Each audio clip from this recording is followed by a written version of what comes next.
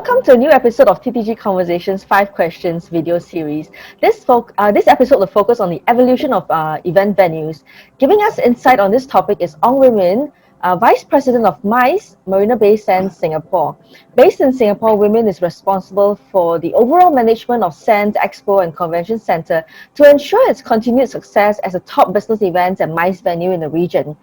Women is recognized as one of the most respected and experienced MICE professionals in the region with extensive experience in both venue operations and sales, and he has played critical senior leadership roles in the planning, execution, and delivery of the most important events that Singapore has hosted in the past 15 years, such as Rotary International, the International Meeting of the Governors of the World Bank and IMF, and the Asia Pacific Economic Community Leaders Week. He currently serves as on the board of directors for the Professional Convention Management Association, PCMA, on a 3-year term starting 2017. He is in fact the first Asian meeting professional to be appointed to the PCMA board. That's an excellent background, Women. Thank you. So thank you for giving us your time. I've got 5 questions for you, and this is the first. Before this pandemic, there was already an awakening in this industry that event venues must do more than just provide a space for activity. That being an ideation partner is just as important. So how do you see the current changes in business events impacting the role of venues and venue operators and the relationship between venue operators and clients? I think to answer this question, we need to look first and foremost at the industry itself. We need to take a step back to ask ourselves, why do we exist? We are an industry, the MICE industry is an industry born of the need for people to meet. We meet, we transact business. When we meet, we transact knowledge. And when we meet, we transact networks, business networks.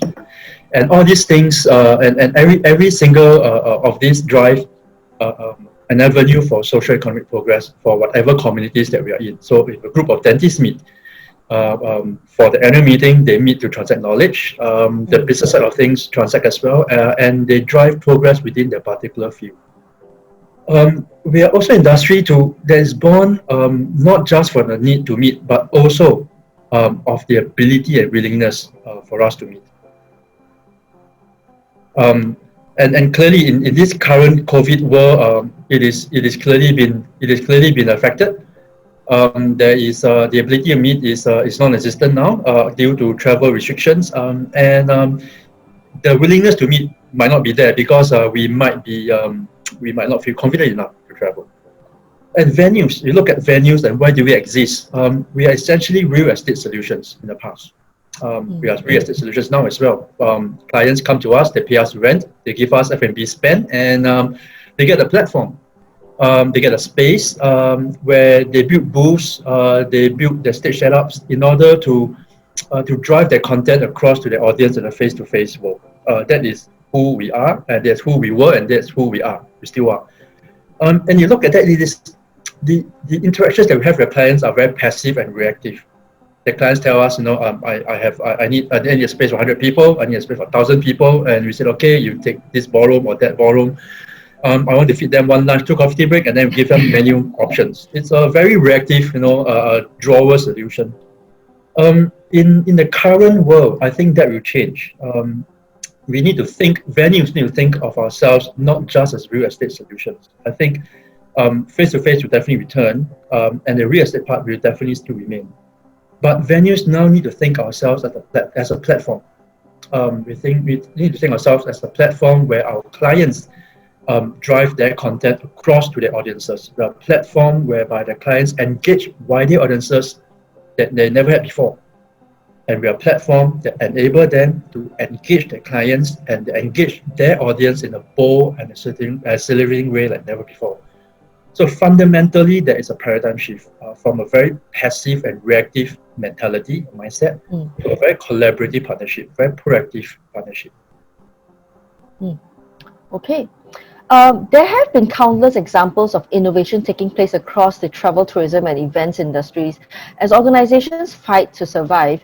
What would you say are some of the critical innovations or even revolutions necessary in the venue side of things to enable operators to come out strong on the other side? Well, technology has always been almost an afterthought in our industry. We think of putting up a show or an event, and then we think of as afterthought what technology we need to put in. And currently, I think COVID has pushed technology right up to the forefront of things. It enables us to reimagine how we want to build communities. I think that's the most important thing for whatever segment of the industry they're in, building the community, how we enable our clients and our clients' stakeholders to build on the platform, build on the community, to engage wider audiences. There have been lots of technology going on. I think Zoom is wonderful. It allows us to bridge geographical distance like never before. And from that, a lot more came on. The hybrid broadcast studio is a good example. We conceptualized this as a platform, as a solution, and as a response to the challenges that the industry is facing. And what challenge it is the inability to travel, inability to meet face-to-face, and but the need to drive content, the need to consume content still remains. And we believe that if we are not daring enough to engage our audiences in a very bold and exciting way, someone else in another channel will do that for us. So the Hybrid Broadcast Studio was conceptualized to meet this challenge, to enable our clients to drive stories like never before to audiences wider like never before. And to support that, I think the most important revolution or evolution, you even call it, that the industry will need to look at will be upskilling. The conversations, we are all experts as venue professionals. We're all experts in the physical journey of a delegate. When they arrive at the convention center, when they go up the escalator, when they go to the main plenary, they register and break out, etc. We identify key touch points like this, and we drive engagement and we drive content around it. And through doing so, we try to wow them physically, in the physical form that we are in. In this new world now, where virtual has become part of our lives, we firmly believe that it will never go away. It will not be the only channel; it will be one of many channels in augmenting a face-to-face solution that our clients would have. So the skill sets of our people must change. The skill sets to be able to chart the journey of a virtual delegate. As all of us will know by now, the journey of a physical delegate and the journey of a virtual delegate is very, very different. And if you start to design that journey as a common start point, you will almost fail. You design two separate journeys and hopefully augment them at some point. So the skill sets must change, and we are trying to do our part. We more than 30 team members within the team is undergoing the digital event strategies course, the PCMA DES course, now as we speak, to enable them to gain new skill sets and knowledge to engage our clients in such conversations, skill sets that we never had before. So I think venues must first and foremost change our mindset, and then be willing to upskill our people, because we are a people industry, and people is our core strength. It's wonderful to know, Wee-Min. Okay, so event bookers are saying that contractual flexibility is priority now, but surely the flexibility to cut attendance without penalty, the flexibility to pull out or postpone an event at the last minute due to spikes in local infection, etc., comes at a high cost to the venue. So how can a balance be found such that it makes business sense for all parties involved? We firmly believe that you need to take a step back again to answer that question. We need to look at we need to register the fact that the client is not the only one that's bleeding. The venue is not the only one that's bleeding. The entire ecosystem is affected by COVID. We are all affected by the inability to travel, and we all have our own unfortunate stories, war stories, to share. But if you look at just contracting itself, and look at our engagements with the clients, I think two things is core to answering this question. Number one, customer centricity. In everything that we do, I think we've always said that the customer is core to everything that we do. I think now this last 6 months has been a real litmus test to that. Number one, so customer centricity. Number two, collaborative partnership. how we need to look at clients as not clients, clients as partners, and as collaborative partners in the same situation, in the same ship as we are, and how we can work together hand in hand to overcome this together. Someone told me this, and I love the quote. COVID has, I think it's about more than 6 months old. What we did in the last 6 months and what we will do in the coming 6 months will define us as a company, as individuals, as professionals in the eyes and hearts and minds of our clients and partners. So there's no right way or wrong way to say that we must be flexible or must not be flexible. I think we all have to make our own decision. But if there's any word of advice that we give is these two words: customer centricity and collaborative partnership. Okay. A lot of attention has been paid to the logistics of resuming events safely. How about the psychology of attendees returning to events, to crowds, to live interactions after a prolonged period of isolation? What can venues do to facilitate this initial period of return to events? I think we're all, as human beings, we're all social. We all crave to meet. I remember I used to grumble that I travel 200 days a year. Now I would love to really travel 2 days a year.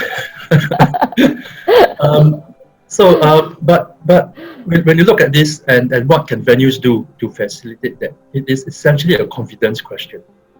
Venues need to work together as within a country, within a region, within the global arena, to give confidence. It's not just having one venue having this particular set of cleaning protocols and another venue having another set. Cleaning protocols, health and safety regimes, health and safety processes are not a USP. They are a baseline. I think we need to get this straight as a venue industry. We need to work hand in hand together. And the only way to do that is to work through accreditation. So since April, we are SG Clean certified. So that is a national accreditation that gives confidence to the national attendees. And since August, we have worked with Bureau Veritas, and we are now certified with this Safeguard Hygiene and Excellence safety label, which is an international accreditation by Bureau Veritas. So it gives a mark of confidence to the processes that are in place in a venue to our delegates, be it international delegates or be it local delegates. So health and safety is a new baseline. I think we all need to register that in the mind. It's not a USP. Okay, that leads us nicely to the last question. The events and hospitality industry uses a lot of transient workers. Does this pose a challenge to venue operators like yourself, Marina Bay Sands, in ensuring that their stringent health, safety, and hygiene processes are maintained at the same standards all the time? What operations and manpower usage will have to change going forward? I think we need to also establish one fact. As a venue, yes, we need a lot of casual labor to run the events that we are in. We don't need less manpower, we need probably more manpower now because of various rules and regulations and guidelines that we have to adhere to. But if the baseline is health and safety, it means that the baseline is non-negotiable. It is no compromise. We cannot say that in order to bring in another event, shall we compromise and bend a little bit on those rules? We can't. Because in doing so, we jeopardize the entire company, we jeopardize the client, we jeopardize every single attendee and team member. And the industry as well. Precisely. So it is irresponsible. So it's definitely non-negotiable, no compromise at all. Because we are all part of a very safe, cautious, phased approach that the government has taken to reopen the MICE industry. So what do we do to ensure that the processes that I mentioned just now and the accreditations I mentioned just now help us in doing so? We have processes now in place to guide new clients who are coming into the building.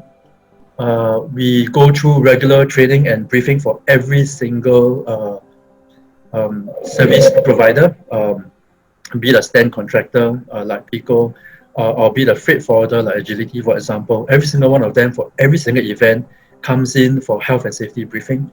Now we do it virtually, of course, in order for us to drive and drive new updates to them and ensure that every one of us are aligned.